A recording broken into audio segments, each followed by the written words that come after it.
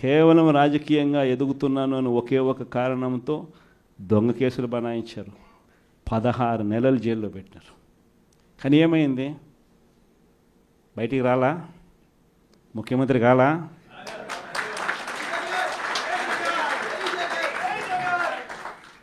ప్రతి ఒక్కరు ఇది గుర్తుపెట్టుకోండి. ఎవరికైనా ఇంతే. మహా చేస్తే వీళ్ళు ఏం చేయగలుగుతారు? దొంగ కేసులు పెడతారు, కాదండంలా బెదిరిస్తారు, కాదండంలా మహా అయితే 3 నెలలు లోపల వేస్తారు. అది కాదండంలా. కానీ ఏం చేస్తారు? 3 నెలల తర్వాత మళ్ళా వస్తాం, రెట్టించిన ఉత్సాహంతో మళ్ళా పనిచేస్తాం.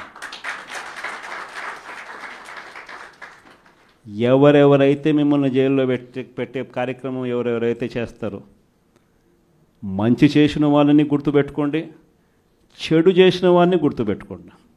ఇద్దరిని గుర్తుపెట్టుకోమని చెప్తాను. ఊరికే చూస్తూ ఊరుకోం. వైఎస్ఆర్ కాంగ్రెస్ పార్టీ బ్రతుకుతుంది. వైఎస్ఆర్ కాంగ్రెస్ పార్టీ ఈ రాష్ట్రాన్ని ఏలుతుంది అని కూడా ఈ సందర్భంగా చెప్తాను. మరో 30 సంవత్సరాలు ఏళ్తామని కూడా ఈ సందర్భంగా కూడా మరి గట్టిగా కూడా చెప్తాను.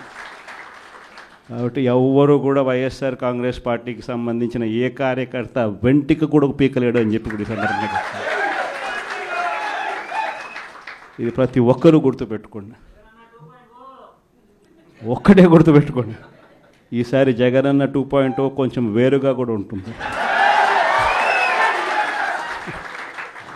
ఈసారి జగనన్న 2.0 కార్యకర్త కోసం ఎలా పనిచేస్తుందో కూడా చూపిస్తుంది.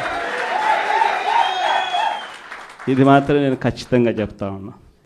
ఎందుకనంటే జగనన్న 1.0లో బహుశా కార్యకర్తలకు నేను అంత గొప్పగా బహుశా చేయలేకపోయి ఉండొచ్చేమో. ప్రతి పథకము ప్రతి విషయంలోనూ కూడా మొట్టమొదటిగా ప్రజలే గుర్తుకొచ్చారు. ప్రజలకు మంచి చేయడం కోసమే నా టైం కేటాయించా, నా తాపత్రయపడ్డా, ప్రతి విషయంలోనూ దానికోసమే అడుగులు వేశా. కానీ జగనన్న 2.0కి వచ్చేసరికి మాత్రం చంద్రబాబు నాయుడు కార్యకర్తలకు పెడతా ఉన్న ఇబ్బందులు చూసా, కార్యకర్తలు పడతా ఉన్న అవస్థలు చూసా, కార్యకర్తలు పడతా ఉన్న బాధను గమనించా. వీళ్ళ కోసం గట్టిగా మీ జగనన్న ఉంటాడని సందర్భంగా గట్టిగా చెప్తాను. ప్రజలు ఇంకా 1.0 నుంచి కోలుకోలేకపోతున్నారు స్వామి. ఎంతమంది దళితులు చంపారు, ఎంతమంది బడుగు బలిన వర్గాలు చంపారు, ఎంతమంది మైనారిటీ సోదరులు చంపారు గత ప్రభుత్వంలో. ఇక్కడ ఉన్న నాయకులందరి పైన కేసులు పెట్టారు. ప్రజలకి స్వేచ్ఛ ఎక్కడ ఉండేది గత ప్రభుత్వంలో? మేము బయటికి రావాలనుకుంటే మా గేట్లకి తాడు కట్టారు కదా అన్నాడు. నా పైన 23 కేసులు పెట్టారు, అటెంప్ట్ మర్డర్ కేసు పెట్టారు, ఎస్టీసీ కేసు పెట్టారు. శాశ్వత భూ హక్కు చట్టం అని తీసుకొచ్చి ప్రజల భూముల్ని కాజేయడానికి ప్రయత్నించారు. ప్రజలు మర్చిపోయారనుకుంటున్నారా? ఆయన ఎవరు మర్చిపోలేదు. ఎన్నికల ముందర కూడా నా ఇంటర్వ్యూ ఎవరు పీకలేరు అన్నారు. ఏమైంది? ప్రజలు ఎన్ని ఇంటర్వ్యూలు పీకారో చెప్పమని చెప్పండి.